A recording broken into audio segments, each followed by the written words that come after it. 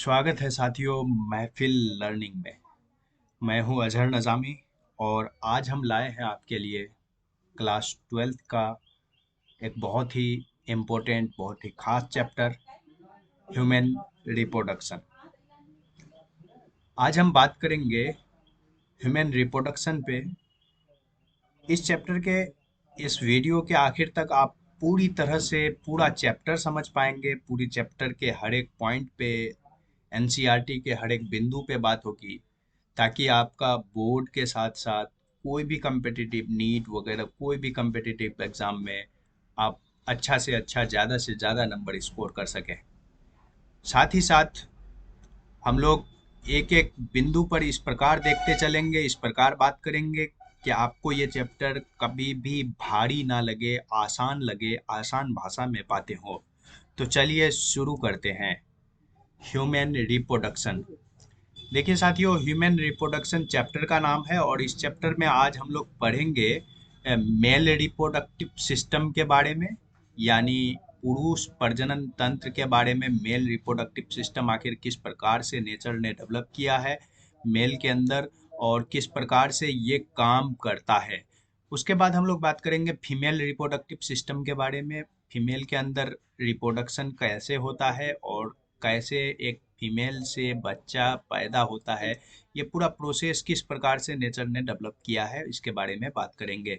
फिर हम लोग बात करेंगे गैमीटोजेनेसिस के बारे में। गैमीटोजेनेसिस यानी मेल गैमीट और फीमेल गैमीट के पैदा होने का प्रोसेस, मेल और फीमेल गैमीट किस प्रकार से बनता है। फिर हम लोग बात करेंगे मेंस्ट्रुअल साइकिल के बारे में। मेंस्ट्रुअल साइकिल जो होता है ये मासिक धर्म होता है। ये महिलाओं के अंदर पर हर मंथ, हर महीने जो है तो हर महीने 4 से 5 दिन तक ब्लीडिंग होती है।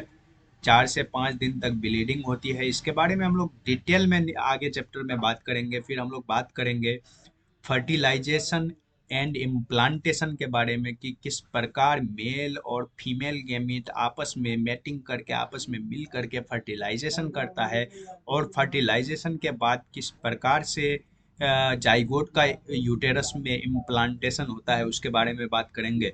फिर हम लोग बात करेंगे प्रेगनेंसी और एम्ब्रियोनिक डेवलपमेंट के बारे में कि प्रेगनेंसी आखिर किस प्रकार से प्रेगनेंसी कंप्लीट होती है और किस प्रकार से प्रेग्नेंट लेडी के अंदर एम्ब्रियो डेवलप होता है और किस मंथ में कितने महीने में क्या क्या डेवलप होता है, ब्रेन कब बनता है, एम्ब्रियो का हार्ट कब बनता है। ये सारी बातों को डिटेल में हम लोग आगे बात करेंगे। इसीलिए साथियों जुड़े रहिए पूरे वीडियो में। एक एक पॉइंट पर बात करेंगे और कहीं भी आपको ऐसा महसूस नहीं होगा कि नहीं झेल रहे हैं, बोर हो रहे हैं, ऐसा कुछ फील नहीं होगा। पार्चुरेशन एंड लैक्टेशन के बाद बारे में बात करेंगे। पार्चुरेशन का मतलब होता है डिलीवरी, यानी बच्चा का माँ के बॉडी से बाहर निकलना पार्चुरेशन कहलाता है। पार्चुरेशन के बाद अगर बच्चा पैदा हो जाता है तो उसके बाद बच्चे को फीडिंग के लिए, खाने पीने के लिए दूध की ज़रूरत होती है, यानी मिल्क के सेक्रेशन का जो प्रोसेस होता है उसका नाम लैक्टेशन कहलाता है। तो इन चीज़ों के बारे में बात करेंगे। ये सारी टॉपिक्स एनसीईआरटी की है, क्लास 12th की एनसीईआरटी की है, इसीलिए आपको समझने में समझाने में आसानी हो, इसीलिए मैंने पहले ही ये बता दिया कि किस किस टॉपिक पे बात करेंगे। चलिए शुरू करते हैं। Male reproductive system. साथियों, पुरुष के अंदर पुरुष के अंदर एक रिप्रोडक्शन के लिए स्पेशली नेचर ने पूरा सिस्टम डेवलप किया है। आखिर वो कौन कौन से पार्ट हैं जो मेल रिप्रोडक्टिव सिस्टम में काम करते हैं, आइए समझते हैं। सबसे पहले ये जो पोर्शन कहलाता है ये टेस्टिस होता है। ये पोर्शन, ये पूरा आपको जो दिख रहा है ये पोर्शन टेस्टिस होता है। ये टेस्टिस कहलाता है। देखिए मैं ये करता जा रहा हूँ, ये टेस्टिस कहलाता है। टेस्टिस मेल का मेन रिप्रोडक्टिव पोर्शन है। ये कैसा है? मेन रिप्रोडक्टिव पोर्शन है ये। Main reproductive main reproductive organ है। टेस्टिस जो है मेल का मेन रिप्रोडक्टिव ऑर्गन है। यहीं पे क्या होता है? स्पर्म बनता है। यहीं पे स्पर्म बनता है, टेस्टिस में ही स्पर्म बनता है।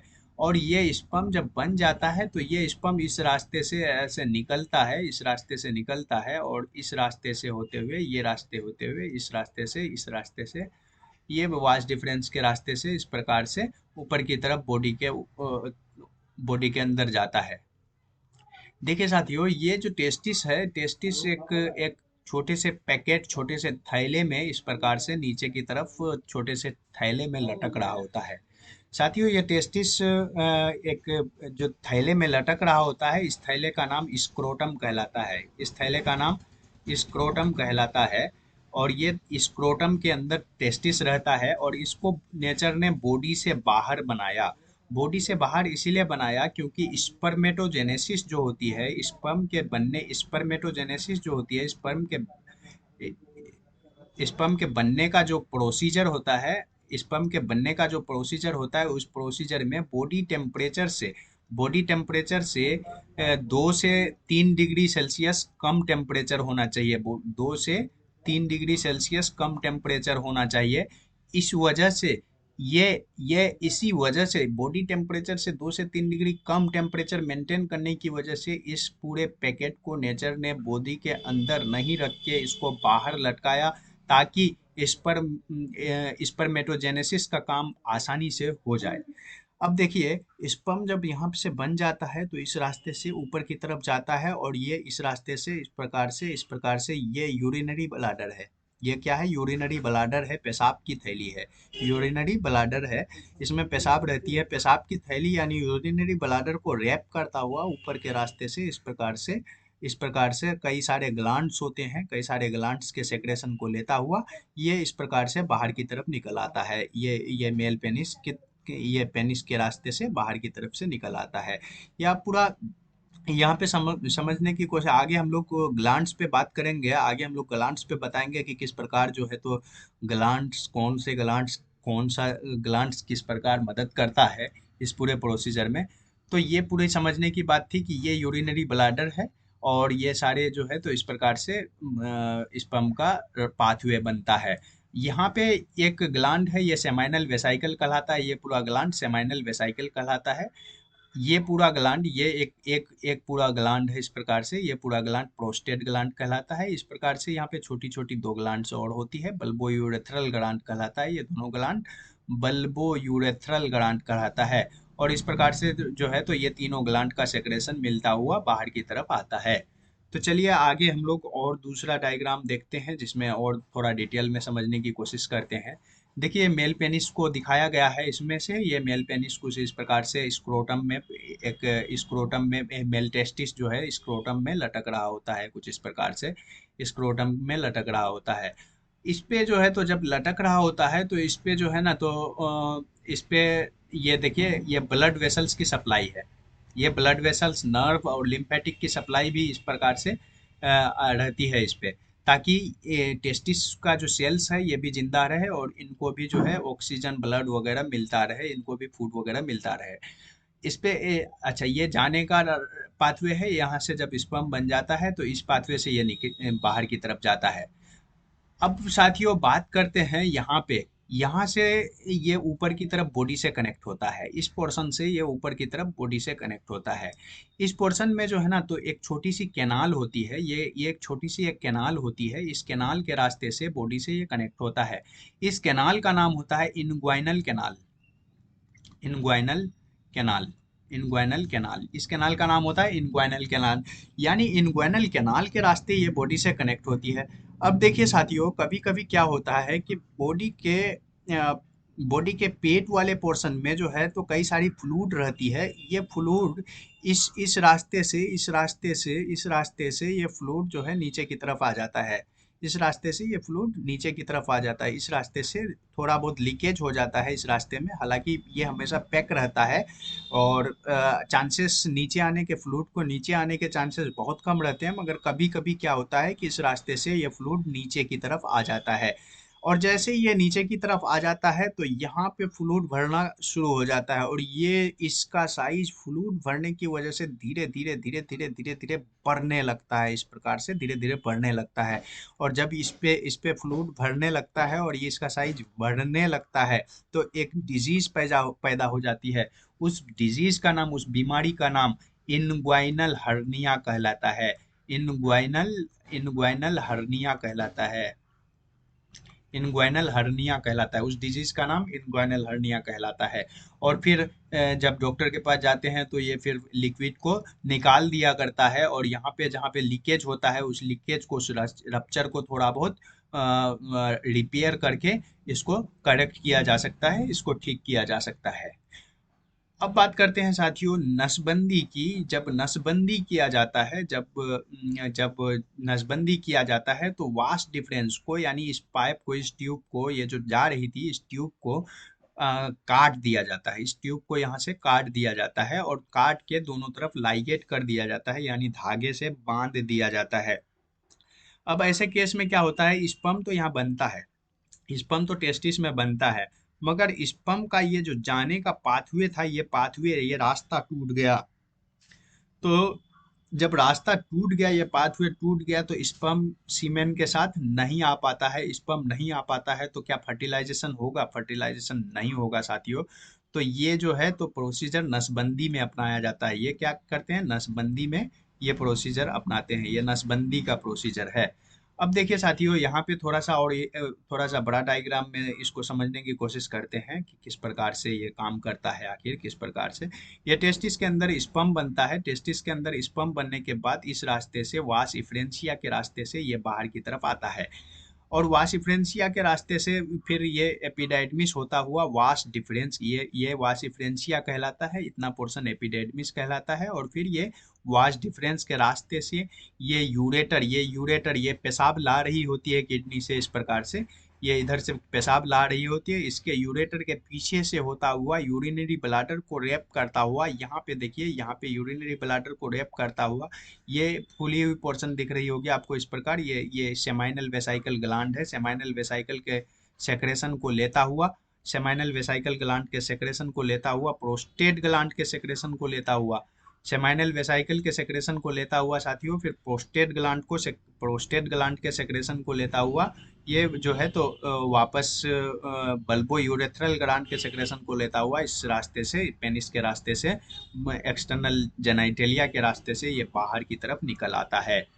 तो चलिए देखते हैं आगे, बात करते हैं इसमें जो है मेल रिप्रोडक्टिव सिस्टम में आखिर स्पर्म का फॉर्मेशन कहाँ पे होता है और किस प्रकार से होता है।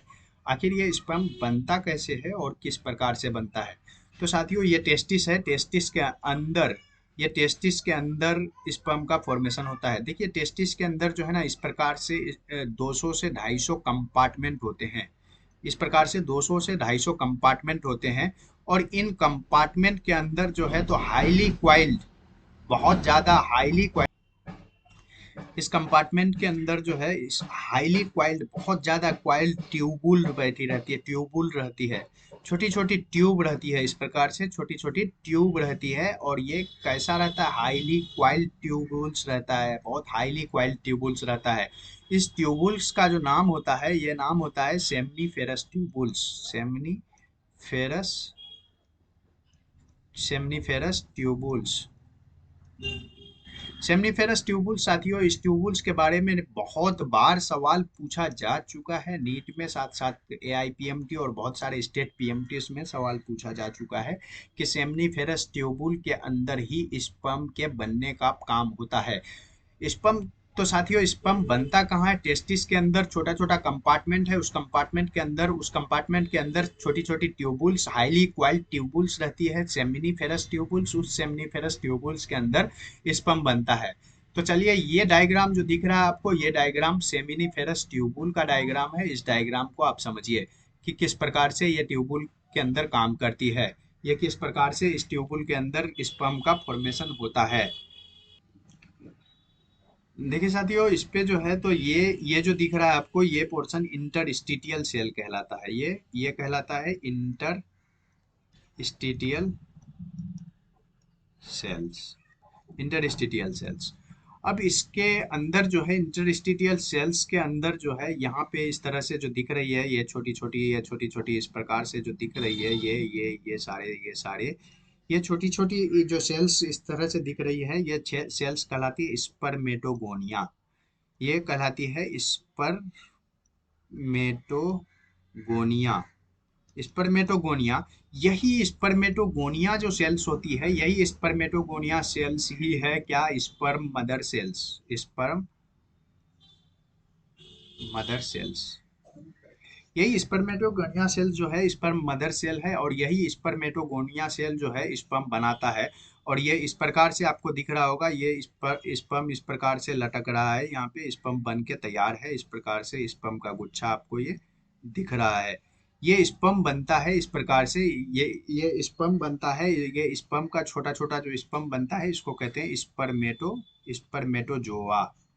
स्पर्मेटोजोआ यानी स्पर्म का बच्चा बना, स्पर्म का छोटा छोटा बच्चा बना, इसको स्पर्मेटोजोआ कहते हैं। देखिए सेमनीफेरस ट्यूबुल्स के अंदर इस ट्यूबुल्स के अंदर इंटरनल वॉल में, इस ट्यूबुल्स के अंदर इंटरनल वॉल में इस प्रकार से सेल्स रहती है।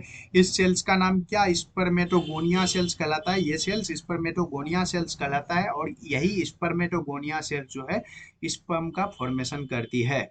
अब स्पर्म जब बन जाता है तो स्पर्म को फिर खाने पीने की चीज चाहिए। स्पर्म के फॉर्मेशन के बाद स्पर्म को तो जिंदा भी रहना है, बहुत लंबे समय तक जिंदा रहना पड़ता है साथियों। तो जिंदा रहने के लिए, नरिशमेंट के लिए, स्पर्म के केयर के लिए, स्पर्म के देखभाल के लिए कुछ सेल्स सेमनीफेरस ट्यूबुल्स में मौजूद होती है। उन सेल्स का नाम होता है Sertoli cells. Sertoli Sertoli cells, ये सेल्स का नाम होता है सर्टोली सेल्स।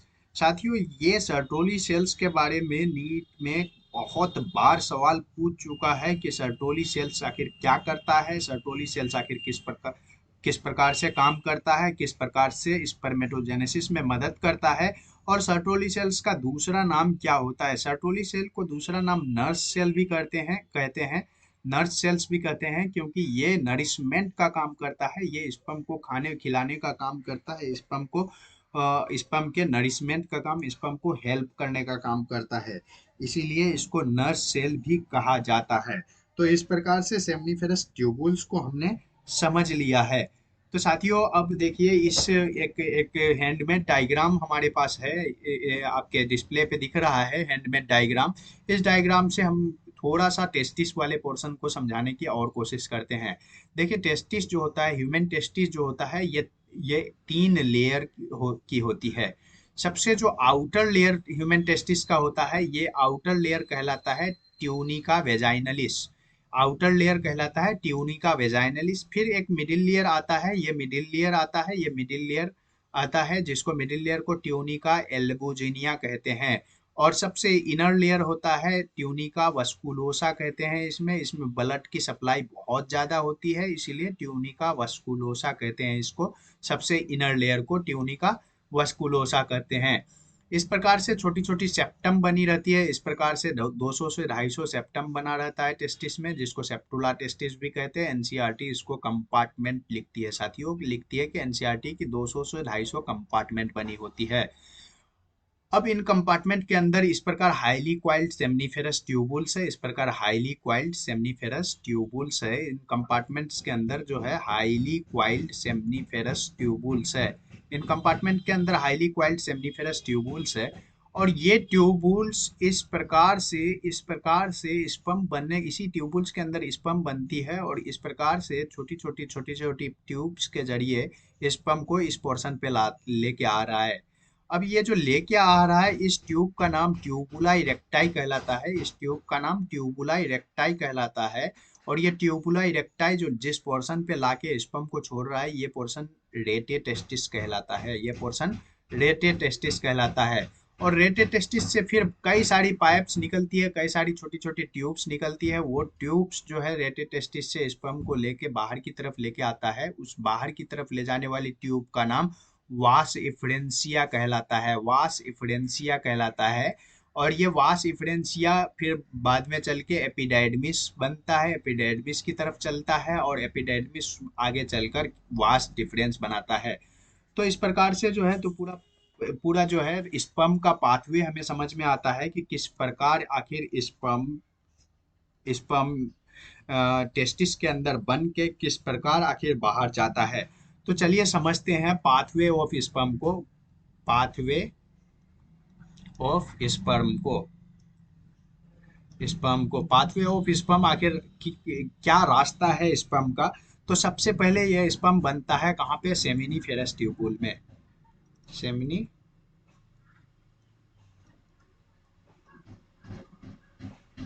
सेमनीफेरस ट्यूबुल के अंदर ये स्पर्म बनता है। ये सेमनीफेरस ट्यूबुल के अंदर स्पर्म बनने के बाद ये कहाँ जाता है, ट्यूबुला इरेक्टाई के रास्ते निकलता है। इरेक्टाई ट्यूबुला इरेक्टाई के रास्ते निकलता है। फिर ट्यूबुला इरेक्टाई से कहाँ जाता है, रेटे टेस्टिस की तरफ जाता है।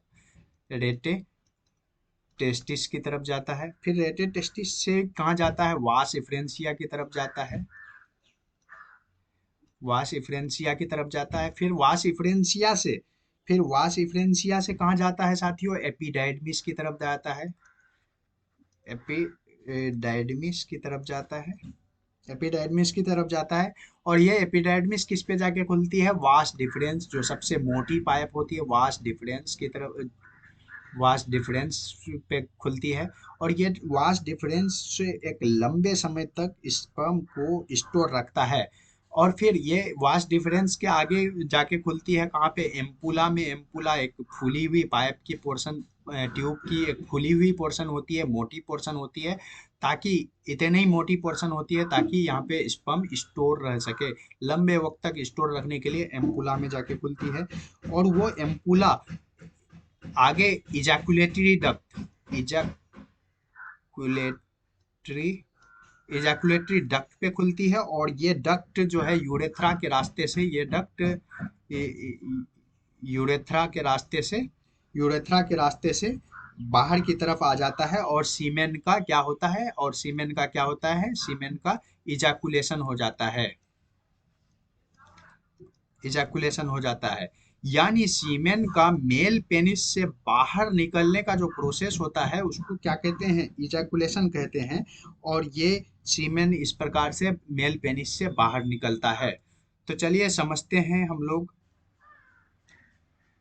Female reproductive system. देखिए साथियों, जब भी कभी कोई भी न्यूबॉर्न बेबी होता है तो वो माँ के पेट से निकलता है, यानी फीमेल के पेट के अंदर, फीमेल के बॉडी के अंदर जो है पूरा डेवलपमेंट का काम होता है। पूरी तरह से फीमेल रिप्रोडक्टिव सिस्टम को, एक एक पॉइंट को हम लोग समझते चलेंगे। आप बने रहें वीडियो में, लगातार बने रहें, आपको कहीं भी ऐसा एहसास नहीं होगा कि ये समझ में नहीं आया। हर बात को हम लोग डिस्क्राइब करते चलेंगे, हर बात को समझते चलेंगे। तो देखते हैं साथियों, फीमेल के अंदर आखिर कौन कौन से पार्ट्स हैं, कौन कौन से पोर्शन हैं जो फीमेल के रिप्रोडक्टिव पोर्शन कहलाते हैं, और ये किस प्रकार से किस जगह पे रखी हुई है।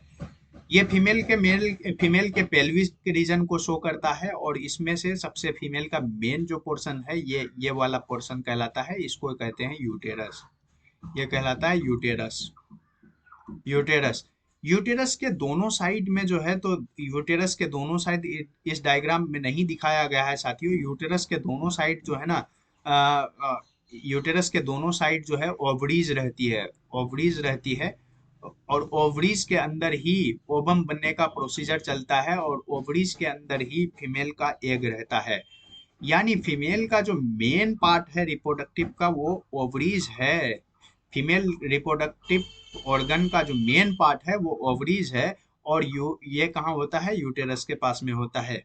अब ये यूटेरस है, और इस प्रकार से यूटेरस का रास्ता इस प्रकार से बाहर की तरफ आता है, इस प्रकार से यूटेरस को दिखाया गया है। अच्छा, आगे की तरफ, इधर इधर की तरफ अगर देखें तो इधर की तरफ ये यूरिनरी ब्लाडर है, यानी पेशाब की थैली है। ये क्या है, यूरिनरी ब्लाडर है, यानी पेशाब की थैली है। और पेशाब की थैली इस प्रकार से बाहर की तरफ यूरेथ्रा में खुलती है। यहाँ पे देखिए साथियों, ये वेजाइना है। ये पोर्शन वेजाइना कहलाता है, ये पोर्शन वेजाइना कहलाता है, ये पोर्शन वेजाइना कहलाता है। और इधर की तरफ ये पोर्शन जो है, ये पोर्शन सर्विक्स कहलाता है। ये सर्विक्स कहलाता है, ये पोर्शन सर्विक्स कहलाता है। और वेजाइना इस प्रकार से, वेजाइना से बाहर की तरफ इस प्रकार से जो निकलती है, यहाँ पे एक्सटर्नल जेनेटेलिया कहते हैं इसको, एक्सटर्नल जेनाइटेलिया कहते हैं, एक्सटर्नल जेनाइटेलिया कहते हैं। तो चलिए आगे और भी डायग्राम से हम लोग समझने की कोशिश करते हैं कि फीमेल रिप्रोडक्टिव सिस्टम आखिर किस प्रकार से नेचर ने बनाया है। देखिए, फीमेल का जो यूटेरस का पार्ट है, यूटेरस का पोर्शन, और फीमेल का जो मेन पोर्शन है, इस डायग्राम से आपको समझाने की कोशिश करते हैं। ये फीमेल का यूटेरस कहलाता है। ये पूरा पोर्शन यहाँ से जो है, इतना जो आपको पोर्शन दिख रहा है, ये पूरा यूटेरस पोर्शन कहलाता है, ये पूरा यूटेरस पोर्शन कहलाता है। और यूटेरस जो होते हैं ये 3 लेयर्स होती है, इनकी 3 लेयर्स होती है। सबसे इनर लेयर जो ये लेयर सबसे इनर लेयर कहलाता है। सबसे इनर लेयर इंडोमेट्रियम कहते हैं, सबसे इनर लेयर को इंडोमेट्रियम कहते हैं। उसी प्रकार ये मिडिल लेयर होता है, इस प्रकार से ये मिडिल लेयर होता है, इसको मायोमेट्रियम कहते हैं। और सबसे आउटर लेयर जो होता है इसको पेरीमेट्रियम कहते हैं। अब देखिए साथियों, यूटेरस से इस प्रकार से 2 ट्यूब इस प्रकार से बाहर की तरफ दोनों तरफ निकलता दिख रहा है। एक इधर भी और एक इधर भी ये ट्यूब निकलता आपको दिख रहा है। ये ट्यूब को कहलाता है फेलोपियन ट्यूब। ये ट्यूब पूरा का पूरा ट्यूब कहलाता है फेलोपियन ट्यूब, जो कि आपको यहाँ पे लिखा हुआ मिल जाएगा। यहाँ पे फेलोपियन ट्यूब कहलाता है। ये पूरा ट्यूब फेलोपियन ट्यूब कहलाता है। इस ट्यूब की में जो है तो ये देखिए थोड़ी सी फूली हुई पोर्शन है, ये थोड़ी सी फूली हुई पोर्शन है। तो इस फूली हुई पोर्शन को एम्पुला कहते हैं। ये जो फूली हुई पोर्शन है इसको इसको इस फूली हुई पोर्शन को हम लोग एम्पुला कहते हैं। और ये एम्पुला जो है तो बाहर के रास्ते से इनफंडीबुलम के इनफंडीबुलम ये बाहर के रास्ते से जो है इनफंडीबुलम कहलाता है। ये बाहर के रास्ते से इधर की तरफ आती है, जिसको इनफंडीबुलम कहते हैं। साथियों, इन फंडिबुलम के नीचे जो है इस प्रकार से आपको फिंगर लाइक प्रोजेक्शन, एनसीईआरटी लिखती है कि finger like projection appears, finger like projection दिखती है, यानी उंगली के तरह, ह्यूमन के उंगली की तरह इस प्रकार दिखती है। ये उंगली की तरह जो दिखती है इसको फिम्ब्रिया कहते हैं, इसको फिम्ब्रिया कहते हैं। यहाँ पे ओवरी बैठी रहती है, यहाँ पे ओवरी बैठी रहती है, ये ओवरी कहलाता है। ओवरी के अंदर छोटा छोटा इस प्रकार से छोटा छोटा ओवम रहता है, और ये ओवम पर मंथ एक ओवम रिलीज होता है। इस ओवम को पकड़ने के लिए, इस ओवम को पकड़ने के लिए ये फिंगर लाइक प्रोजेक्शन होती है, और ये फिंगर लाइक प्रोजेक्शन इस ओवम को पकड़कर इस ट्यूब के अंदर डाल देता है। इस प्रकार से ये ओवम यहाँ पे एम्पुला पोर्शन में आ जाता है, यहाँ पे आ जाता है, इस पोर्शन पे आ जाता है, और इसी पोर्शन पे जो है एम्पुला और इस्तमस के पोर्शन पे जो है फर्टिलाइजेशन का काम होता है। स्पर्म आके यहाँ पे मिलती है और फर्टिलाइजेशन का काम होता है। देखिए आप नीचे की तरफ थोड़ा सा समझें तो नीचे की तरफ ये वाला पोर्शन सर्विक्स कहलाता है, ये पोर्शन सर्विक्स कहलाता है। और ये जो कैनाल दिख रही है, जो छेद दिख रही है, ये सर्वाइकल कैनाल कहलाता है। और बाहर वेजाइना का पोर्शन है, और इधर से फिर अगर बाहर की तरफ देखें तो एक्सटर्नल जेनाइटेलिया आ जाता है। तो इस प्रकार से इस डायग्राम को हमने समझ लिया। आगे की तरफ देखते हैं और क्या होता है। फीमेल में साथियों सिर्फ रिप्रोडक्टिव पार्ट नहीं होता, उसके अलावा भी कई चीजें होती है। देखिए कुछ एक्सेसरी ग्लैंड्स होते हैं। अब देखिए जैसे फीमेल जो है एक अपना बच्चा को जन्म देता है, तो उस बच्चे को जन्म देने के बाद पोस्ट नेटल केयर, यानी बच्चा के पैदा होने के बाद जो केयर होती है उसके लिए भी नेचर ने अच्छा खासा सोच समझकर इंतजाम कर दिया। नेचर ने माँ के बॉडी के अंदर ही एक ऐसा ग्लैंड को बना दिया जो बच्चे के पैदा होने के बाद उस बच्चे का खाने का पूरा इंतजाम कर दे। और वैसे भी साइंस कहती है कि भूख से मरना टेक्निकली पॉसिबल नहीं है, और नेचर ये बात तय करता है कि कोई भी जो है बच्चा अगर पैदा हो तो वो भूख से ना मरे। उसके लिए इंश्योर करता है, तो पहले से ही उस बच्चे के लिए नेचर फूड इंश्योर करना शुरू कर देता है, फूड का काम शुरू कर देता है। यानी बच्चा पैदा होने के बाद उसको माँ का दूध मिले, इसके लिए जो है तो नेचर पहले से ही काम करता है। तो देखिए इसको समझते हैं, मेमोरी ग्लैंड को समझते हैं कि किस प्रकार से मेमोरी ग्लैंड नेचर ने डेवलप किया और किस प्रकार से ये मिल्क का सेक्रेशन करता है। ये देखिए मेमोरी ग्लैंड जो होती है तो चेस्ट के पोर्शन पे होती है, और चेस्ट के पोर्शन पे ये वाला पोर्शन रिब की हड्डी दिख रही है आपको, ये रिब की हड्डी है, यानी चेस्ट के रिब की हड्डी है। और ये रिब की हड्डी एक हड्डी दूसरे हड्डी से इस प्रकार से कनेक्टेड है, और इसके बीच में इस प्रकार से मसल्स होती है, इसके बीच में मसल्स होती है। इस मसल्स का नाम इंटरकोस्टल मसल कहलाता है, इंटरकोस्टल मसल्स कहलाता है, इंटरकोस्टर मसल्स कहलाता है। और फिर ये इस प्रकार से यहाँ पे और भी कई सारे जो है मसल्स होती है। इसको कहते हैं पेक्टोरलिस मेजर मसल, पेक्टोरलिस, इस मसल्स को कहते हैं pectoralis major muscles, pectoralis major muscles होती है। अब इसके बाद जो है तो इस प्रकार से यहाँ पे दिख रहा होगा आपको, इस प्रकार से ये फैट बॉडीज होती है। इस प्रकार से ये जो आपको दिख रही है, ये सारी की सारी क्या है, फैट बॉडीज है। ये क्या है, फैट बॉडीज है। ये फैट बॉडीज है। इस प्रकार से फैट बॉडीज रहती है यहाँ पे। और इस फैट बॉडीज के बाद जो है, तो अब आगे की तरफ अब अगर देखें तो इस प्रकार से जो है, तो छोटी छोटी इस प्रकार से छोटी छोटी इस प्रकार से आपको दिख रही है, एल्वोलाई दिख रही है। ये जो छोटी छोटी जो है एल्वोलाई जो होती है, तो इनको कहते हैं मेमोरी लोब। ये कहलाता है memory lobe. Memory lobe. Memory lobe. ये मेमोरी लोब के अंदर ही एक्चुअली में अगर देखा जाए, तो ये मेमोरी लोब के अंदर ही जो है ना, मिल्क का प्रोडक्शन होता है। यानी इसी के अंदर जो है मिल्क के बनने का काम होता है। इस मेमोरी लोब के अगर बात देखें, नीचे का पोर्शन देखें, तो ये मेमोरी एल्वलाई, ये सब पोर्शन छोटी छोटी मेमोरी एल्वलाई कहलाता है। ये क्या कहलाता है, मेमोरी एल्वोलाई। ये मेमोरी एल्वोलाई कहलाता है, या मेमोरी एल्वोलस भी एनसीईआरटी लिखती है, मेमोरी एल्वोलस इसके बारे में। उसके बाद जो है ना, तो ये मिल्क का सेक्रेशन करता है, और मिल्क का सेक्रेशन कुछ इस प्रकार से फिर इधर से डक्ट की तरफ आ जाता है। सेक्रेशन होने के बाद मेमोरी डक्ट कहलाता है। ये मेमोरी डक्ट के रास्ते से निकलना शुरू होता है। ये कहलाता है मेमोरी मेमोरी डक्ट।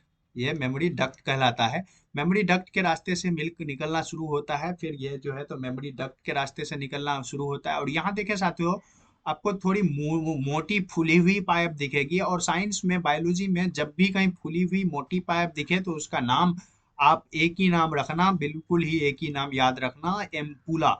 एक एम्पुला, ये एम्पुला में आके मिल्क स्टोर होता है, और फिर ये लेक्टिफेरस डक्ट के रास्ते से, निप्पल के रास्ते से मिल्क बाहर आ जाता है। ये लेक्टिफेरस डक्ट कहलाता है, और ये निप्पल कहलाता है। लेक्टिफेरस डक्ट और निप्पल के रास्ते से मिल्क जो है, तो बाहर आ जाता है। तो इस प्रकार जो है, नेचर ने पहले से ही इंतजाम कर दिया। अब ये पूरा का पूरा प्यूबर्टी एज आने के बाद जो है, पूरा का पूरा ये प्रोसीजर डेवलप होने शुरू हो जाता है। और ब्रेन के गोनेडोट्रोपिन रिलीजिंग हार्मोन, ब्रेन के हाइपोथैलेमस से एक हार्मोन निकलती है। उस हार्मोन का कमाल होता है कि ये डेवलप होना शुरू हो जाता है। चलिए, उस हार्मोन को हम लोग बाद में देखेंगे। अभी और बात करते हैं हम लोग गैमीटोजेनेसिस के बारे में। ये बात करेंगे कि गैमीट आखिर किस प्रकार से बनता है। देखिए साथियों, गैमीट दो प्रकार का होता है। एक होता है मेल गैमीट, और दूसरा होता है फीमेल गैमीट। एक होता है मेल गैमीट, और दूसरा होता है फीमेल गैमीट। ये है मेल गैमीट। मान लिया ये मेल गैमीट है, और ये है फीमेल गैमीट। गैमीट दो प्रकार का, मेल गैमीट को कहते हैं स्पर्म, मेल गैमीट को कहते हैं स्पर्म, और फीमेल गैमीट को कहते हैं ओवम। फीमेल गैमीट को कहते हैं ओवम। हम लोग इस डायग्राम में बात करेंगे कि आखिर गैमीट किस प्रकार से बनता है। इस डायग्राम में हम लोग बात करेंगे कि मेल गैमीट किस प्रकार से बनता है। साथियों, हम पहले ही बता चुके हैं आपको कि male gamete seminiferous tubule testis के कंपार्टमेंट के अंदर, सेमिनिफेरस ट्यूबुल्स के अंदर मेल गैमीट बनता है। ये जो डायग्राम है, ये सेमिनिफेरस ट्यूबुल्स का डायग्राम है, और कुछ इस प्रकार से गोल होता है, मगर ये छोटी सी कटी सी कार्टून डायग्राम है। और इस पे हम लोग समझते चलेंगे। ये बाहरी जो है ट्यूबुल का, जो ये ट्यूबुल का बाहरी जो लेयर है, आउटर लेयर है, इसके अंदर जो है इस प्रकार से छोटी छोटी इस प्रकार से सेल्स बसी रहती है। इस प्रकार से सेल्स बसी रहती है। इस सेल्स का नाम स्पर्मेटोगोनिया कहलाता है। ये जो सेल्स है, इन सेल्स का नाम स्पर्मेटोगोनिया कहलाता है। स्पर्मेटोगोनिया कहलाता है। यही स्पर्मेटोगोनिया जो है, तो स्पर्म मदर सेल है। ये स्पर्मेटोगोनिया जो है, ये स्पर्मेटोगोनिया पीरियडिकली डिवाइड करता है। और ये डिवाइड करके प्राइमरी स्पर्मेटोसाइट बनाता है। ये डिवाइड करके प्राइमरी स्पर्मेटोसाइट बनाता है। प्राइमरी यानी 1 डिग्री लिख रहा हूं मैं, प्राइमरी स्पर्मेटो साइट बनाता है। ये प्राइमरी स्पर्मेटोसाइट फिर डिवाइड करके सेकेंडरी स्पर्मेटोसाइट बनाता है। और फिर यही ये प्राइमरी स्पर्मेटोसाइट डिवाइड करके क्या बनाता है, सेकेंडरी सेकेंडरी स्पर्मेटोसाइट बनाता है। सेकेंडरी स्पर्मेटोसाइट बनाता है, और वही सेकेंडरी स्पर्मेटोसाइट फिर जो है मियोसिस करके स्पर्म बनाता है। ये स्पर्म बनाता है, और ये स्पर्म जो है, तो इस प्रकार से बन के तैयार होता है। अच्छा, जब बन जाता है, तो उससे वो स्पर्म जो है सर्टोली सेल्स से जाके चिपक जाता है और मदद मांगता है। सर्टोली सेल को कहता है कि देखो भैया, हमको तो स्पर्म बना दिया स्पर्मेटोगोनिया सेल्स ने, हमारी मदर सेल्स ने, मगर हमारे पास खाने पीने को कुछ नहीं है। यानी सर्टोली सेल्स जो है ये खाने पीने की चीजें प्रोवाइड करता है, ये जो है नरिशमेंट प्रोवाइड करता है स्पर्म का। तो कुछ इस प्रकार से स्पर्म का फॉर्मेशन होता है। अब देखेंगे हम लोग कि स्पर्म जो बनता है, आखिर ये बनने का प्रोसीजर कौन स्टिमुलेट करता है, आखिर ये प्रोसीजर को किस प्रकार से स्टिमुलेट होता है। मगर हम लोग उससे पहले समझेंगे कि ये स्पर्म दिखता कैसा है, ये स्पर्म आखिर होता कैसा है। तो देखिए, ये कार्टून डायग्राम स्पर्म का दिखाया गया है। स्पर्म का ये पूरा पोर्शन यहाँ से यहाँ तक हेड कहलाता है, ये पूरा पोर्शन हेड कहलाता है। और फिर ये पोर्शन जो यहाँ से लेके यहाँ तक का पोर्शन है, ये मिडिल पीस कहलाता है, मिडिल पीस कहलाता है। और ये पोर्शन टेल कहलाता है, ये पोर्शन टेल कहलाता है। अब देखते हैं कि हेड में जो है, तो हेड पोर्शन में इस तरह से ऊपर से इस प्रकार से एक और लेयर रहती है, इस प्रकार से ऊपर से ये उभार सा दिख रहा है आपको। ये पोर्शन एक्रोजोम कहलाता है, ये एक्रोजोम कहलाता है। और एक्रोजोम कहलाता है, एक्रोजोम कहलाता है। और इसमें जो है ना, एक फ्लूइड भरी रहती है, एक फ्लूइड भरी रहती है, जिसमें फ्लूइड के अंदर लाइटिक एंजाइम होता है, लाइटिक एंजाइम होता है, लाइटिक एंजाइम होता है। ये लाइटिक एंजाइम जो है डाइजेस्टिव टाइप की एंजाइम होती है, ये डाइजेशन का काम करता है। और किस चीज का डाइजेशन, यानी प्लाज्मा मेम्ब्रेन का डाइजेशन। जब देखिए साथियों, ये स्पर्म ओवम के पास जाता है, जब ये स्पर्म ओवम के पास जाता है, तो कुछ इस प्रकार से स्पर्म जब ओवम के पास जाता है, तो यहाँ पे जाने के बाद एक्रोजोम फट जाता है। एक्रोजोम जैसे ही फट जाता है, तो इस जगह को, इस प्लाज्मा मेम्ब्रेन को ये रप्चर कर देता है फटने के बाद, इसको गला देता है फटने के बाद। और फिर स्पर्म की एंट्री अंदर की तरफ आसानी से हो जाती है। यानी एंट्री के लिए, स्पर्म की आसानी से अंदर की तरफ एंट्री होने के लिए जो है, स्पर्म के आसानी से अंदर की तरफ एंट्री होने के लिए ये नेचर ने एक्रोजोम डेवलप किया है साथियों। अब देखिए, इसके अंदर जो है, तो इस प्रकार से न्यूक्लियस रहती है, इस प्रकार से ये हेड हेड पोर्शन में इस प्रकार से न्यूक्लियस रहती है। और ये इलोंगेटेड न्यूक्लियस रहती है। एनसीईआरटी लिखती है कि यहाँ पे इलोंगेटेड न्यूक्लियस रहती है, एक लंबी सी न्यूक्लियस रहती है। और ये न्यूक्लियस जो है, तो इसके अंदर 23 क्रोमोजोम होता है, 23 क्रोमोजोम होता है। और यही न्यूक्लियस जो है, तो यही न्यूक्लियस का मेन काम होता है फर्टिलाइजेशन में। यही न्यूक्लियस जो है, तो मेल गैमेट का न्यूक्लियस और फीमेल गैमेट का न्यूक्लियस मिल करके फर्टिलाइजेशन होता है। ये मिडिल पीस को एनर्जी चैम्बर भी कहते हैं साथियों, एनर्जी एनर्जी चैम्बर भी कहते हैं। ये मिडिल पीस को एनर्जी चैम्बर भी कहते हैं। इसमें जो है, तो माइटोकॉन्ड्रिया होता है, इसके अंदर मिडिल पीस में माइटोकॉन्ड्रिया होता है। और ये आपको दिख रहा होगा, माइटोकॉन्ड्रिया होता है। और ये एनर्जी प्रोडक्शन का काम देता है, ताकि स्पर्म इजीली जीवित रह सके और तैर सके और हेल्दी रहे, उसके लिए एनर्जी देता है। ये स्पर्म का टेल है, ये जो है, तो तैरने में, स्विम करने में मदद देता है, स्विमिंग में मदद देता है। तो इस प्रकार से हम लोग स्पर्म को पूरी तरह से समझ चुके हैं साथियों। आगे हम लोग बात करते हैं कि किस प्रकार आखिर कौन सा ब्रेन से मैसेज आता है और किस प्रकार से स्पर्म बनकर तैयार होता है, उस पे बात करते हैं हम लोग। चलिए, देखिए साथियों, ब्रेन के अंदर, ह्यूमन के ब्रेन के अंदर, मेल के ब्रेन के अंदर, एक एक ह्यूमन मेल के ब्रेन के हाइपोथैलेमस नाम का एक ग्लैंड होती है। हाइपोथैलेमस जो है, तो एक हार्मोन रिलीज करती है साथियों, जीएनआरएच। जीएनआरएच का पूरा नाम गोनेडोट्रोपिन रिलीजिंग हार्मोन होता है। जीएनआरएच का पूरा नाम गोनेडोट्रोपिन रिलीजिंग हार्मोन होता है। और ये हार्मोन रिलीज करती है, और यह हार्मोन आता है एंटेरियर पिट्यूटरी के पास। और एंटेरियर पिट्यूटरी को आकर ये हार्मोन खबर देता है कि देखो भैया, एंटेरियर पिट्यूटरी, हाइपोथैलेमस ने तुम्हारे लिए खबर भेजा है।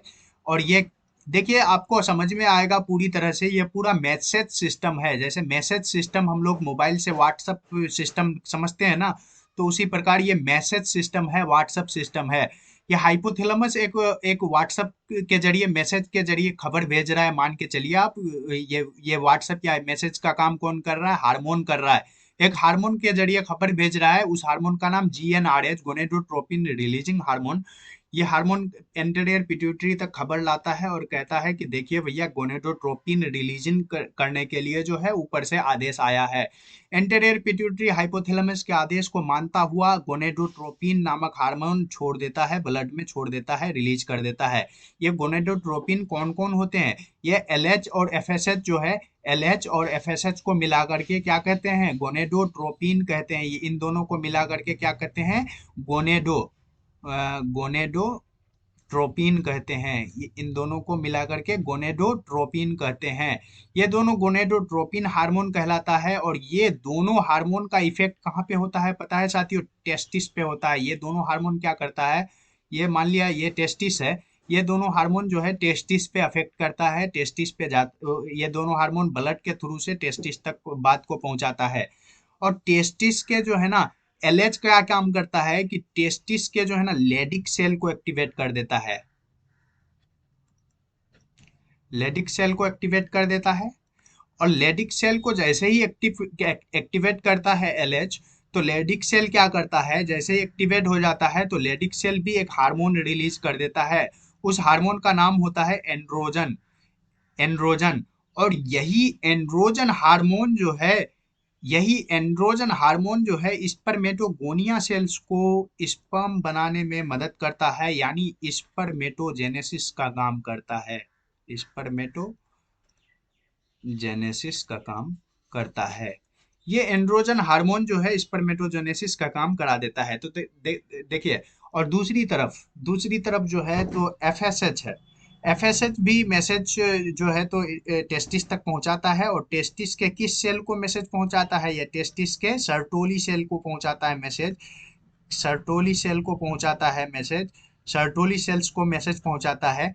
अब देखिए साथियों, एक तरफ जो है टेस्टिस के लेडिक सेल को मैसेज पहुंचा और एंड्रोजन रिलीज करके स्पर्मेटोजेनेसिस का काम तो कर दिया, वहीं पे नेचर का कमाल देखिए कि वहीं पे एक दूसरी मैसेज भी सर्टोली सेल को पहुंचाता है।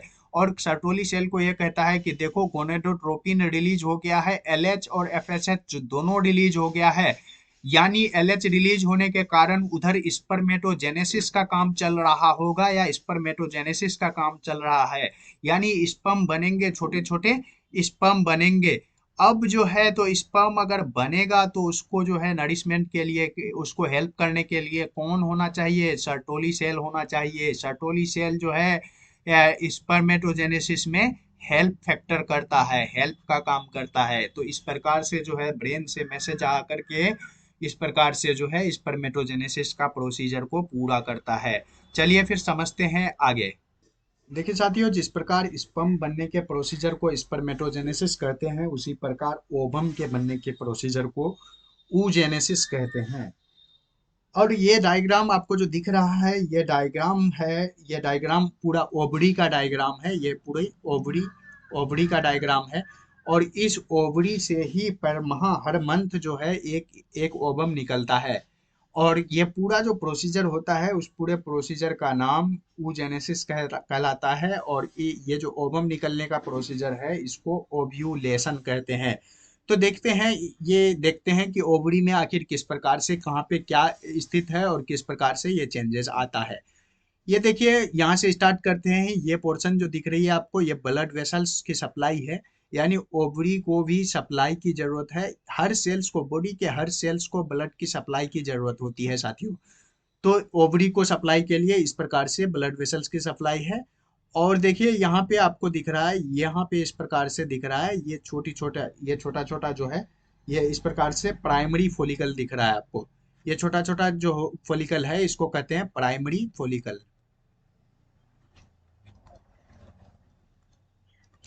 ये छोटा छोटा फॉलिकल प्राइमरी फॉलिकल कहलाता है। यह प्राइमरी फॉलिकल के ऊपर जो है इस प्रकार से डेवलप होना शुरू हो जाता है। इस प्रकार से देखिए, इस प्रकार से जो है तो फॉलिकुलर लेयर जो है डेवलप होना शुरू हो जाता है।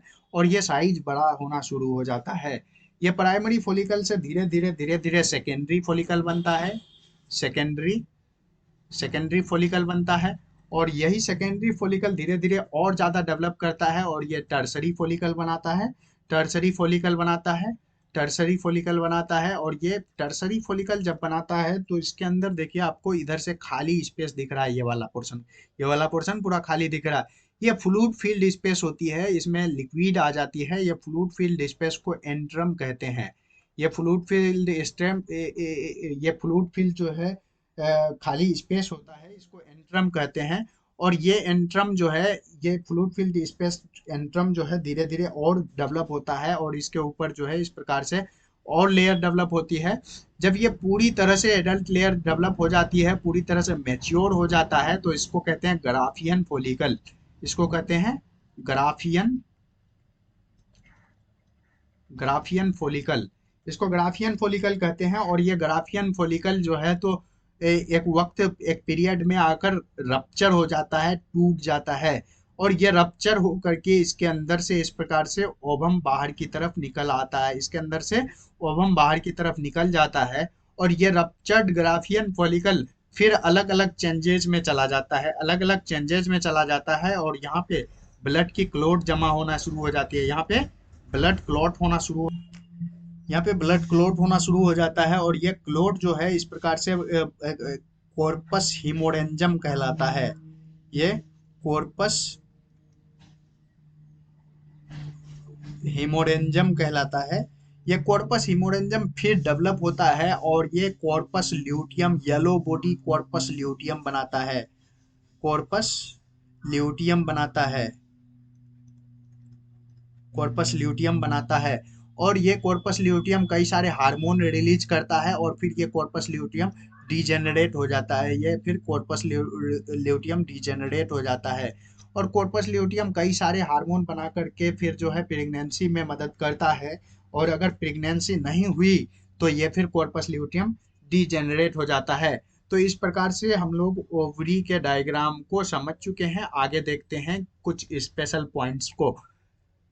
देखिए साथियों, इस डायग्राम को हमने एनसीईआरटी से उठाया है, और ये डायग्राम पे पूरी तरह से ये समझाने की कोशिश की गई है कि स्पर्मेटोजेनेसिस और oogenesis का काम किस प्रकार से होता है, और कब किस प्रकार के चेंजेस आते हैं। देखिए, एट प्यूबर्टी के एज में स्पर्मेटोगोनिया सेल्स से, ये स्पर्मेटोगोनिया सेल्स है, प्यूबर्टी के एज में स्पर्मेटोगोनिया सेल्स में क्या होता है, माइटोटिक डिवीजन होता है, यानी यानी ये नंबर बढ़ाता है अपना, ये नंबर बढ़ाता है। देखिए, प्यूबर्टी के एज में स्पर्मेटोगोनिया सेल्स अपना नंबर बढ़ा रहा है। एक सेल से कितने बन गए, 4 सेल्स बन गए। ये 4 जो सेल्स बन गए नंबर बढ़ा के, इन नंबर बढ़ाने के प्रोसीजर को प्राइमरी स्पर्मेटोसाइट कहते हैं। और ये primary spermatocyte first meiotic division करता है, यानी यहाँ से मियोसिस शुरू होता है, और फर्स्ट मियोटिक डिवीजन करके ये सेकेंडरी स्पर्मेटोसाइट बना देता है। और ये सेकेंडरी स्पर्मेटोसाइट जो है तो अच्छा, मियोसिस जैसे ही हो गया तो क्या रिडक्शन हो गया, रिडक्शन डिवीजन हो गया। माइटोसिस था तो 46 क्रोमोजोम थे, मियोसिस हो गया तो रिडक्शन डिवीजन 23 क्रोमोजोम हो गए। और फिर ये सेकेंड मियोटिक डिवीजन करके स्पर्मेटिड बनाता है, और स्पर्मेटिड का डिफ्रेंसिएशन और डेवलपमेंट करके स्पर्मेटोजोआ यानी छोटा छोटा स्पर्म बनना शुरू हो जाता है। तो इस प्रकार जो है स्पर्मेटोजेनेसिस का पार्ट हो गया। और इधर की साइड आप देखें तो oogenesis का पार्ट है। oogenesis जो है ऊगोनिया सेल्स से शुरू होती है। ऊगोनिया सेल्स जो है तो एम्ब्रियोनिक स्टेज में माँ के पेट के अंदर जब फीमेल बच्चा पल रहा होता है, तो उसी स्टेज में उगोनिया सेल्स जाके ओवरी में इम्बेडिड कर जाता है, ओवरी में धस जाता है। और फिर ये माइटोसिस होना शुरू होता है, मगर ये माइटोटिक डिफरेंशिएशन होना शुरू होता है, मगर ये प्रोफेज वन में प्रोफेज वन स्टेज में अरेस्ट हो जाता है, अरेस्ट हो जाता है। और ये तब तक अरेस्ट हो, प्यूबर्टी के एज तक ये अरेस्ट हो जाता है। प्यूबर्टी के एज में ये फिर कंप्लीट हो पाता है माइटोटिक डिफरेंशिएशन, और इस प्रकार से प्राइमरी oocyte बनाता है। इस प्रकार से प्यूबर्टी के एज में आने के बाद ये प्राइमरी oocyte बनाता है। और फिर प्राइमरी oocyte जो है फर्स्ट मियोटिक डिवीजन कंप्लीट करता है, और ओव्यूलेशन के टाइम पे ये प्रायर होकर के ओव्यूलेशन के टाइम पे ये primary oocyte first meiotic division complete करता है, और ये एक पोलर बॉडी बनाता है और दूसरा सेकेंडरी oocyte बनाता है। ये पोलर बॉडी जो है डिजेनरेट हो जाता है, इस पोलर बॉडी का कोई काम नहीं रहता, सेकेंडरी oocyte बनाता है, और यही सेकेंडरी oocyte जो है डेवलप करके ओवम बनाता है। यही सेकेंडरी oocyte डेवलप करके ओवम बनाता है, और इसी ओवम का इस स्पर्म के साथ अगर फर्टिलाइजेशन हो गया तो फिर प्रेगनेंसी हो जाती है और जाइगोट हो जाता है। तो इस प्रकार से हम लोग इस पॉइंट को, इस फ्लो चार्ट को समझ चुके हैं। अब देखते हैं आगे मेंस्ट्रुअस साइकिल के बारे में। मेंस्ट्रुअस साइकिल यानी मासिक धर्म। पर हर महीने महिलाओं के महिलाओं के अंदर हर महीने इंडोमेट्रियम में कुछ चेंजेस आते हैं। हर महीने यूटेराइन, साथियों, प्यूबर्टी के एज में हर महीने जो है तो फीमेल की बॉडी के अंदर जो है तो कई सारे चेंजेस आते हैं। उसके वजह से जो है तो ये मेंस्ट्रुएशन का एक पीरियड चलता है। ये 28 से 29 दिन का पीरियड होता है और ये लगातार हर महीने रिपीट करना शुरू हो जाता है। उसको हम लोग पूरी तरह से यहाँ समझने वाले हैं। देखिए, थोड़ा सा ध्यान दें आप। ये पहला दिन है, यहाँ से डेज की गिनती करें